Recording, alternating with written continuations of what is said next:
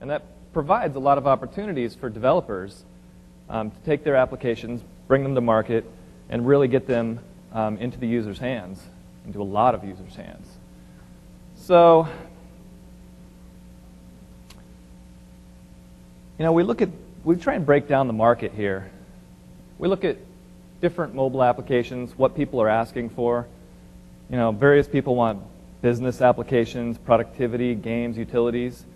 One of the things that I believe we'll start to see in the coming months and years is a much more pervasive need and want from users for media on these devices.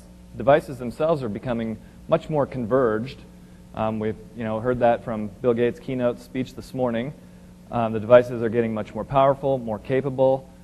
People want to have devices that are going to not only do their Outlook email and different things like that, but also media and personal media where you can play movies on your device, send audio and video files back and forth to your friends on devices, things like that. So I want to talk, whoops, wrong slide there.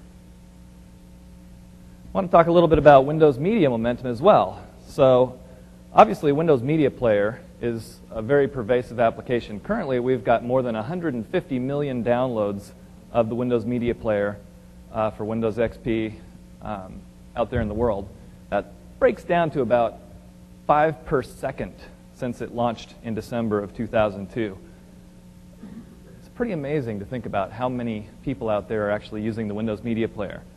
Now, it's not just the Windows Media Player on the desktop PC. It's the Windows Media Player and Windows Media formats are available on devices, DVD players, car stereos, all over the place. And you're starting to see, the explosion of internet-based music services.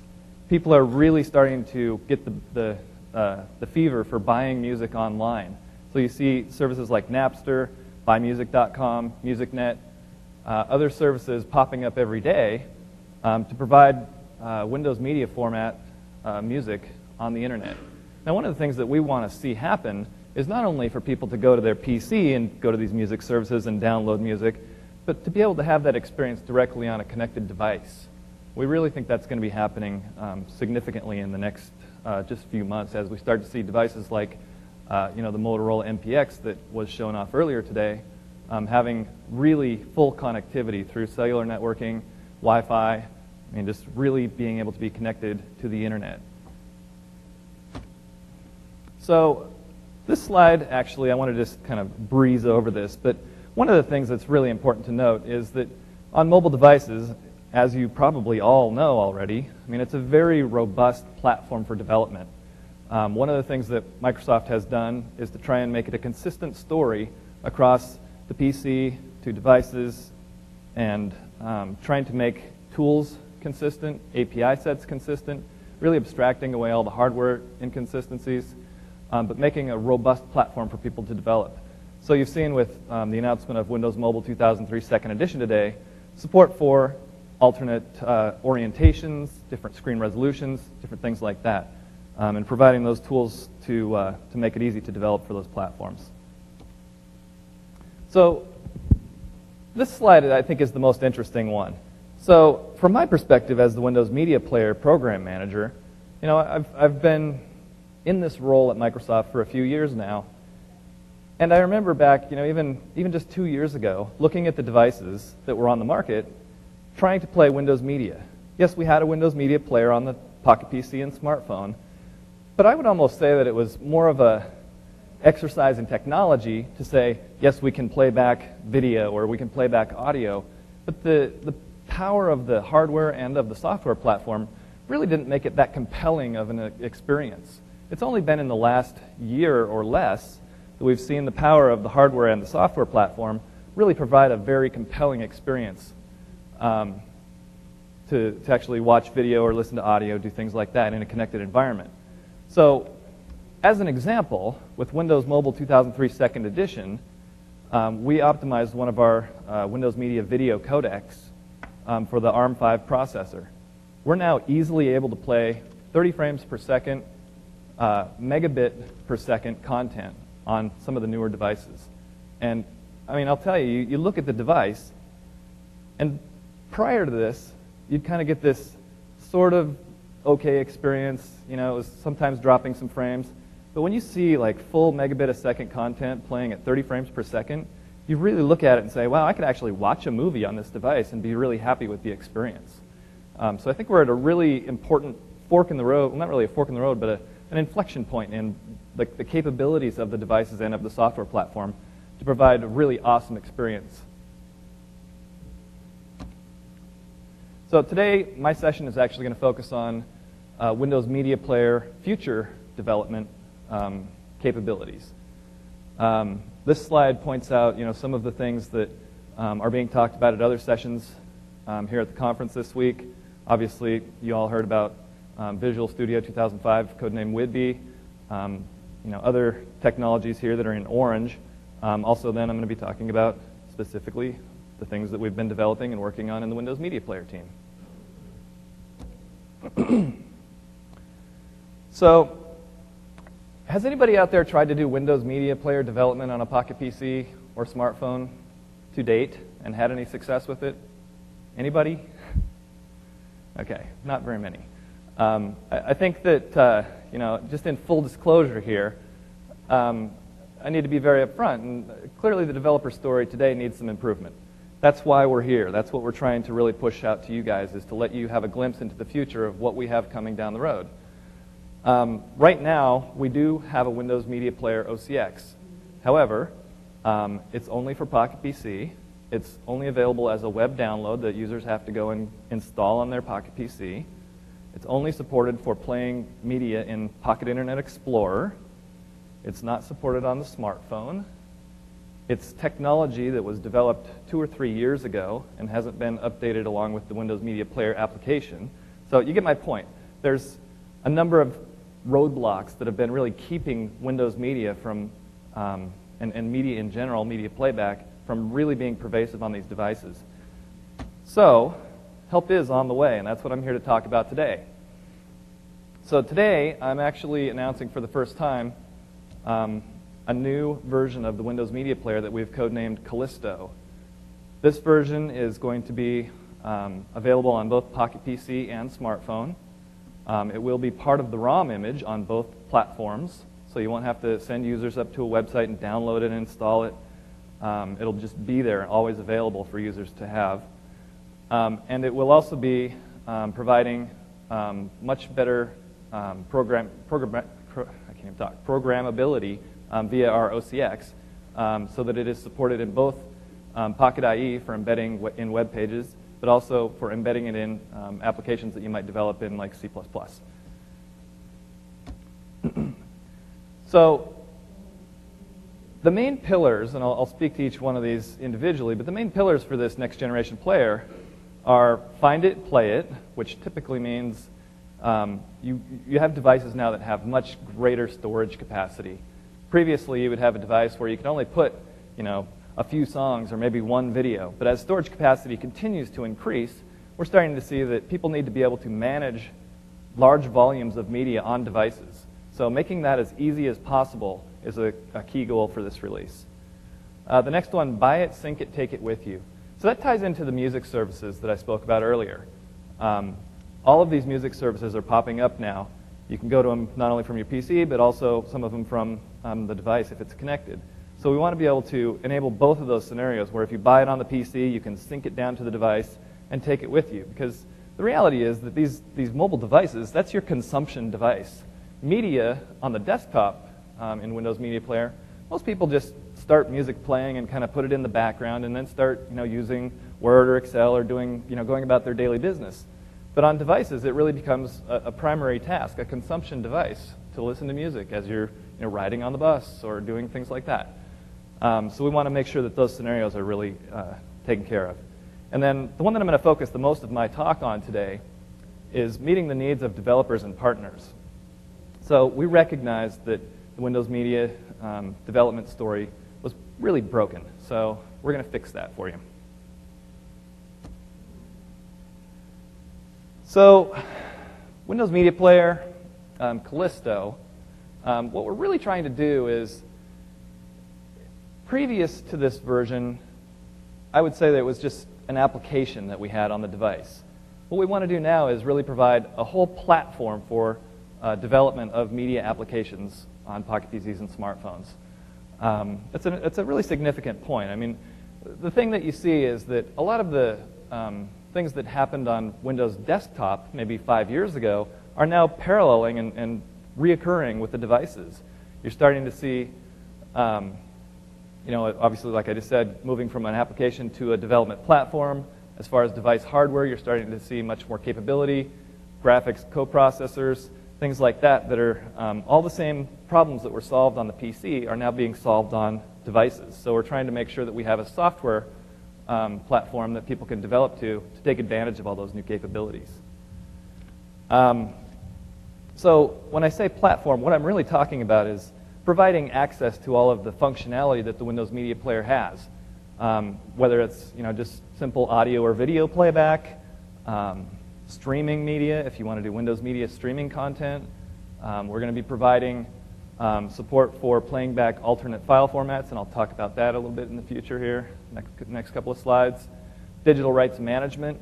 So a lot of the music services obviously want to make sure that people don't just share their content out after they purchase it. So supporting a robust digital rights management technology, a robust media library. So I talked about that a little bit earlier, as far as managing all your media and really having an easy way to access all of it, and syncing content from the PC and just making that as brain-dead simple as possible. So I'll talk a little bit about an anecdotal story that I have. I went out on a usability study last week, and we talked to some, I think just out of college-age kids, that these 5 guys lived in a house, and they had 5 PCs, and they were all networked together. They had one central server that had literally hundreds of gigabytes of songs that they had downloaded from the internet, MP3 files and things like that. And one of the guys had 2 mobile devices. He had one, I think it was a 128 megabyte Rio, and one 20 gigabyte hard drive based media player. He said that he hasn't even used the 20 gigabyte version because he doesn't want to think about how, which songs, which 20 gigabytes worth of content does he want to sync down to the PC or down to his device from the PC. He basically says, this is my consumption device. I know what mood I'm in now. I can put a couple albums worth of music on there and sync it down, and I'm happy with that. So syncing is one of the things that we're really going to be working on and making sure that that experience is that it understands your preferences and does intelligent things as far as bringing that content down to the device. So some of the scenarios that we are really trying to focus on when we design this version of the media player from a developer's perspective, there's different classes of what I would call customizability for the media player. So there's a simple, change the look and feel through skins. People may want to just, have their own personalized skin that's the way they like it to look. Mobile operators may want to have something that's branded so that they can, show off what their logos are, different things like that. The next one, enabling playback of formats that aren't offered, what we call out of the box. So the idea there is that the Windows Media Player has typically been focused around playing back Windows Media format files. Now that's great on the desktop PC. The desktop PC version has the ability to plug in other file formats and things like that. We haven't had that capability on the device until the Callisto player. So we're actually going to be offering facilities, API sets that you can plug into and write alternate file format handlers. It's much more important on the device in the sense that we recognize that there's standards issues, especially on smartphones, where there's media format standards that exist today. So we want to make sure that people are enabled to support those formats as well. Another class of developer that we have is DSP and hardware accelerator chip manufacturers that want to accelerate the playback of the content on the device through hardware. So enabling them to design a DSP that they can tie into the Windows Media Player playback engine and pipeline is a really important scenario for us. The next one, enabling ISVs to develop custom applications. So a scenario here is that some software vendor wants to create a version of a media player that not only plays, does the things that the Windows Media Player does, but they want to have some other functionality that we don't necessarily support. So providing an engine that handles all the playback pipeline stuff, the DRM, all that kind of stuff, making that available to ISVs. Next one, obviously people want to be able to embed Windows Media and just media playback in general into web pages. And then the next one's kind of an interesting one. You're starting to see a lot of clamshell type smartphones that have external LCD displays. Some of the OEMs have asked us for programmatic control and status information so that they can say on the external LCD, like, what's the next song that's playing, or where am I at in the current track, or can I have hardware buttons on the outside of the phone to control the transport state, like play, pause, fast forward, things like that. So we're providing that as well.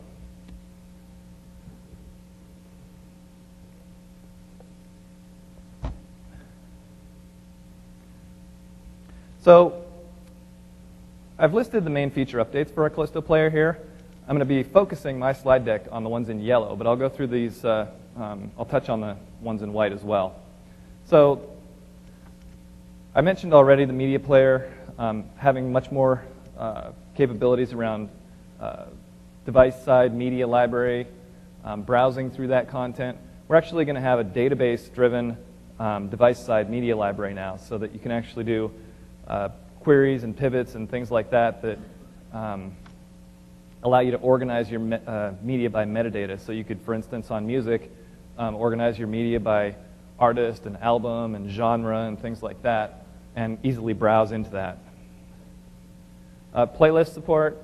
On Pocket PC, technically we had playlist support, but it was pretty pathetic in the current version. Smartphone didn't have any playlist support. We're going to be really improving that with the Callisto release. We will actually be able to sync down playlists from the desktop media player and have those be playable on the device. We'll also be able to create playlists on the device on the fly, and we're also going to have some sort of intelligent playlists on the device that will, for instance, you'll have a playlist of your 4- and 5-star rated content, or maybe things that you've synced down in the last week, but some of those kind of dynamic sort of playlists. Improved media sync. So I mentioned that earlier. Basically, we're going to be doing work both on the desktop Windows Media Player and the device-side Windows Media Player to make syncing really work well. There's lots of room for improvement in the current versions there. An updated Windows Media DRM. DRM is something that's sort of a sore spot with a lot of people. It's a double-edged sword, right? Most people don't want DRM, but content owners obviously want DRM. DRM capabilities on existing devices, Windows Mobile 2003, is somewhat limited. Our DRM technology is called PD DRM, Portable Device DRM v1, and it has a limited set of business rules that you can put on content. There's some technical hurdles to get around. We will, in the Callisto release, be updating the DRM system to support the exact same license format as the DRM system on the desktop. So there won't be any more transcripting licenses down to the device from the PC. What that means is you could actually copy content straight down to the device and copy those licenses straight down without having to sync them through the desktop Windows Media Player if you wanted to. Or you could get content directly onto the device, onto a connected device from a music service, for instance, and do over-the-air acquisition of a new license. So really enabling that disconnected from the PC scenario is one of the things we're going to be focusing on. So the main things I'm going to be talking about in this session, an improved skin model that we have, new architectural extensibility, and an improved programming model. And I'll go into much more depth on each one of those in the following slides. So skins, In addition to the default sort of out-of-the-box skin that we're going to provide on the Windows Media Player application, we're actually adding some new elements to the skin model. So one of the things that's been requested, time and time again, especially on Pocket PC, right now on Pocket PC, if you're playing audio, there's still this big black window with the Windows Media logo that's just sitting there. It's wasting space. What we're going to do now in the skin that's going to be out of the box is to put album art information there instead of that static logo. So there's going to be a new album art element where you can sync down album art from the desktop Windows Media Player and have it displayed on the skin. We're also going to be adding a ratings element. So I mentioned earlier that one of the important things is that people view these devices as the main consumption device. And when you're listening to music or watching video on that device, that's when you're having that emotional connection to the content. And you want to be able to rate that content and say, is this 1-star content or 5-star content? Ratings on the PC, we've found, aren't used that much. And we think it's because people just put the Windows Media Player in the background and kind of go off and do other things. What we're going to be doing now is providing a ratings element directly on the skin so that you can quickly rate the content as you listen to it. Then that rating will be synced back up to the PC so the PC can use that rating information to sync down maybe your favorite content. So we're trying to use that kind of information to do this round trip of what's important to you as far as content usage. And then another one, status text element. This is just a combined element that will show you things like the transport states, whether it's playing or paused, or network streaming states like connecting and buffering and things like that, as well as other information such as next track that's coming up and different things like that.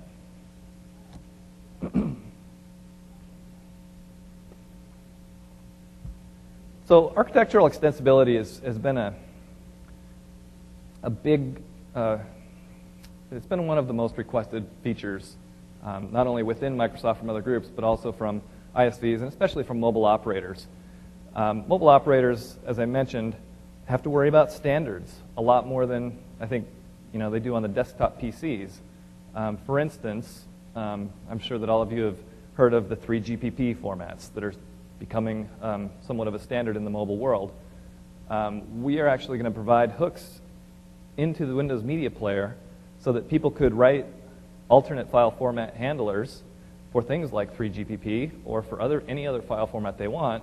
We're going to be doing that through the direct show architecture. So anybody that could develop a standard direct show filter graph, that will now play back through the Windows Media Player user experience or through our OCX. So it really opens up the field there for people to use the Windows Media Player and OCX as a development platform for other formats. I touched on this just a minute ago, but basically anything that you plug into our extensibility story through DirectShow will be available to the Windows Media Player application, to our OCX, as well as our ringtone engine. So the ringtone engine, some of you may not be familiar with that, but on Windows Mobile 2003, we added the support for playing back Windows Media audio files as ringtones. So that was a huge thing for us, but what we're going to be doing now is actually making it so that that same engine that could play back just Windows Media audio files will be able to play back any format that you have plugged in through DirectShow. So talking about our improved programming model, this is really focusing on our OCX. So our OCX, this is a standard ActiveX control. You can program to it, using standard COM technologies. One of the things that I think is interesting, our current OCX is actually exposing an object model that's based on our version 6.4 desktop player. That object model is pretty basic. I mean, it provides simple control of the transport states and specifying what the file name is and things like that.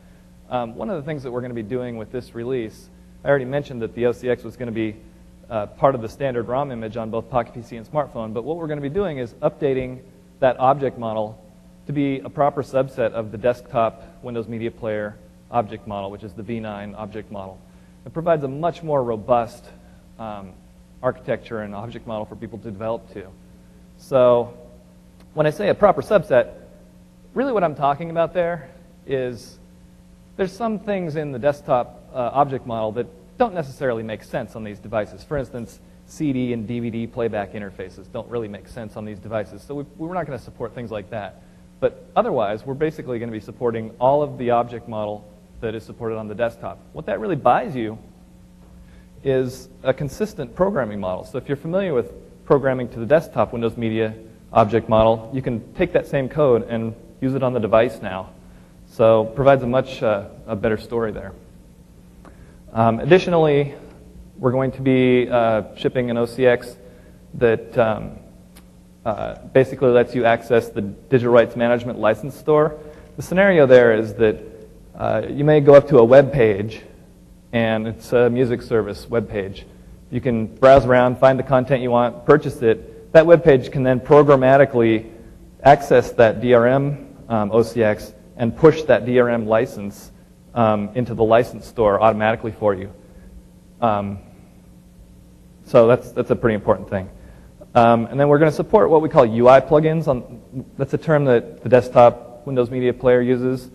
Essentially what that means is, well, let me start with the scenario. The scenario is, for instance, somebody wants to put the currently playing track name on the external LCD of a smartphone. How do they get to that information? So it's through this mechanism called a UI plugin. Effectively what it is you write a small DLL, you register it in the system registry with the Windows Media Player. Windows Media Player loads that DLL into its process space and gives you access to our iWimp core interface. That effectively gives you access to the entire object model of the currently running Windows Media Player application. So you can then go and query it for any of that information, like currently playing track or the track time or all those things, as well as control it as far as transport state. So you could say play or pause or fast forward or different things like that. But it gives you the full object model support for the currently running application within our process space. So it's a pretty powerful tool.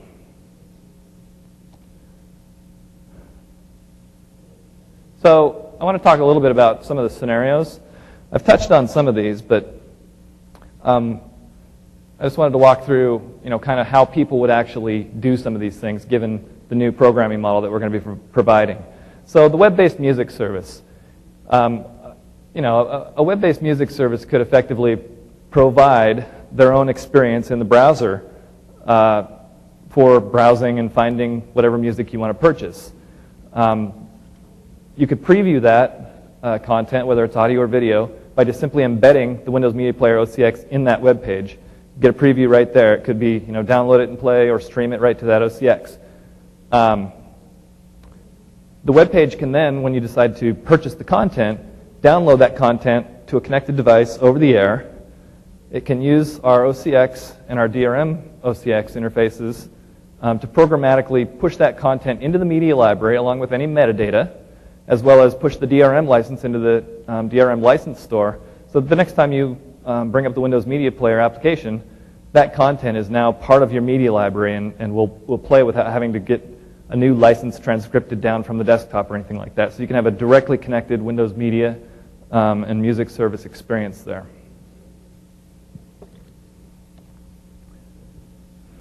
The next one I wanted to talk about was the idea of a centralized media management app. Let's say somebody wanted to develop an application that kind of pulled together all the media on the device. Not only media that can be played in the Windows Media Player, but maybe other things that aren't capable of being played in the Windows Media Player. And they want to show thumbnails and have album art and things like that all in one place, and then launch whatever application that they can launch to play that content. So, for instance, still images are a good example. We don't have support for playing still images in the Windows Media Player, but there is an application on Pocket PC and smartphone that will display still images. So if somebody wanted to write a centralized application to do that, they could do the same kind of thing. They could embed the Windows Media Player OCX to get previews of all that content. That could be done either in a web page or an application that's written in C++. then you browse around, you find the content, and click on it, and you say, I want to view this. It'll actually launch up the Windows Media Player full application if you wanted to. Another scenario that we have, the idea of a Today Screen plugin. So this one's, I think, a really interesting one. A lot of people, I think, want to, have the Today Screen show all of their, current appointments and what's, what their email status is, things like that, but also potentially have media playback capabilities right on the Today Screen, so you don't have to go into the application every time to get that kind of control. So I've got a couple of kind of mock-up UIs here showing where you could have the transport control state buttons, also have programmatic access to, what am I looking for, metadata, like what's playing next, what the artist's name is, the album name, things like that. So it's very easy to do these kind of things now with our UI plugin model. I already talked about how you can write your DLL, inject it into our process space, and then do that communication out to the home screen. In a future version of Windows Media Player, we're actually going to be supporting the notification broker that maybe you've heard of in some of the other sessions. So you'll be able to get access to that kind of information through the notification broker or through our UI plugin interfaces. So I wanted to talk a little bit about some of the developer resources that are available to you. So I know this session is sort of hand-wavy in futures, and you're probably all asking yourself, like, how do I do this? Where do I go? Where can I get information about this? So that's what these slides are intended to do. So this slide in particular is somewhat generic to just Windows mobile development, and I think you'll probably see this slide throughout the sessions that you attend throughout the week. What I wanted to focus on was this next one, though. So our object model, the Windows Media version 9 SDK, is already available up on MSDN, and you can go to this link, or you can just go up to MSDN and search for Windows Media Player SDK. That documentation is effectively going to be the same. That documentation is written for the desktop, but it's going to be the same for the Pocket PC and smartphone, with the logical subset information missing from it. So, like I said, we're not going to support things like DVD and CD playback, but you can basically get started by looking at the Windows Media Player SDK for the desktop and say, what makes sense for these devices, and that will likely be what's going to be available as we go forward. The Skin SDK, that is already available up there. It currently doesn't have the new elements that I talked about, the ratings and the album art and the status element. That will be up there as soon as we end up shipping this product. And then if you wanted to look at plugging in alternate file formats, you can look at the Direct Show for Windows CE documentation that's available today. So just want to encourage you, after you get out of this session, you can go down to the Windows mobile booth downstairs. You can pick up your developer resource kit if you didn't get one at the keynote today. You can talk to technical support teams, enter this mobile to market application contest, and there's actually there's a drawing for a Motorola MPX200 for filling out your surveys. So if you go to that link, the mscorpevents.com/MDC, you can go up there and fill out your evaluations for this session. And one thing that I wanted to do to encourage you to do that, I've actually brought down copies of Plus Pack Digital Media Edition. If any of you have heard about that software for the desktop Windows Media Player, it's kind of an add-on pack that provides some new skins and these little dancer guys that when you have media playing, they'll dance down in the corner, and provides support for Photo Story, which is a technology and application that stitches together still images and kind of pans around, and you can put a soundtrack. So there's a lot of that kind of stuff. It's a really cool little app. There's boxes in the back of the room that you guys can grab on the way out. Just open up those big boxes there, and there's copies, and everybody can take one. And then I would encourage you to go up to the website to get the update for that, because they're always putting up new content. So for instance, one of the things that they added to it was the new Scooby-Doo 2 movie, Dancer. So Anyway, it's a lot of fun. Questions? No questions. There's one. Okay.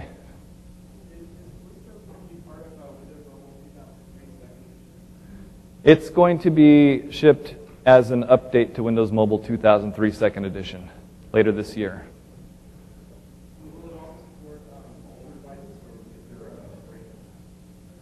No, it's only going to be, as it is part of the ROM, it will only be supported for devices that pick up support for that update to Windows Mobile 2003 Second Edition. Other questions?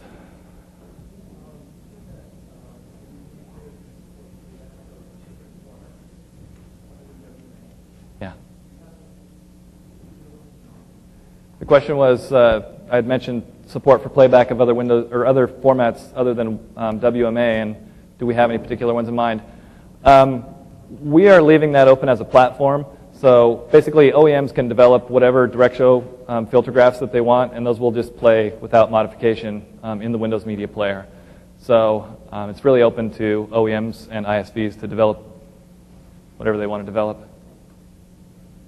Question in the back? Yeah, regarding DirectShow architecture, is there any support for like effects plugins for post-processing, audio, video? Absolutely, in the DirectShow architecture, you can do that. We will, in the Windows Media Player, effectively just use the render file API.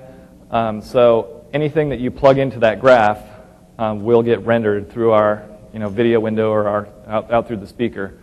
We don't have any like UI in the Windows Media Player to say, here's a list of plugins and effects and DSPs and things like that that you can use, but just inherently as part of the filter graph that gets played, it could be plugged in that way. Absolutely. Yeah, it's all merit-based.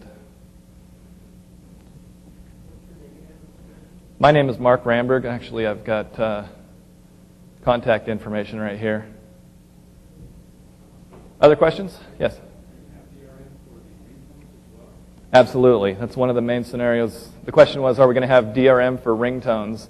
That's one of the main scenarios that we need to support, especially for mobile operators. Ringtone businesses are huge right now. I read an article a couple weeks ago that said that in 2003, $3.4 billion worth of ringtones were sold. Huge market. The issue there is that, you hear about all the song swapping and things like that on the PC. People have the mindset on the PC that you can swap those songs and that you don't have to pay for them. We'd love to change that, but that's the mindset of the average user. On devices, people started out having to pay for ringtones, 99 cents for a MIDI ringtone, for instance. That's the mindset that people expect.